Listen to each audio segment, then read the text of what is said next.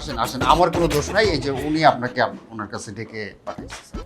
আদিল সাহেব, ব্যাপারটা মাত্রাতিরিক্ত হয়ে গেল না?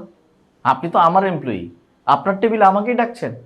স্যার এখানে কেডা কারে ডাকলো আর কেডা কার কাছে আসলো তাতে সে কতটুকু ছোট হইলো আর কতটুকু বড় হইলো এটা কিন্তু কোনো বিষয় না। আমাদের বিষয় হইলো আমাদের উদ্দেশ্য। আমাদের উদ্দেশ্য কি?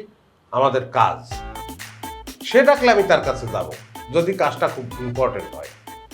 প্রত্যেকের কাজটাই এখানে ইম্পর্টেন্ট। আমাদের ব্যবসা ঠিকঠাকভাবে সৎভাবে আমরা করতে পারলাম কিনা সেটাই ইম্পর্টেন্ট। আপনারা আমি ডাকছি, কিন্তু আপনি এটা একটু দেখেন, দেখলে আপনি বলতে পারবেন কেন ডাকছি।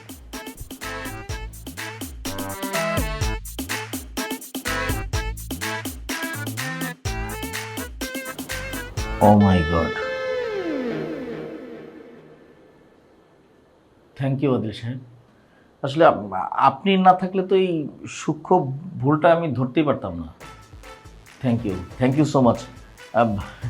আদিল সাহেব, যখন যে কোনো প্রয়োজনে আমাকে ডাকবেন, আমি নিজে এসে আপনার সাথে দেখা করে দেব।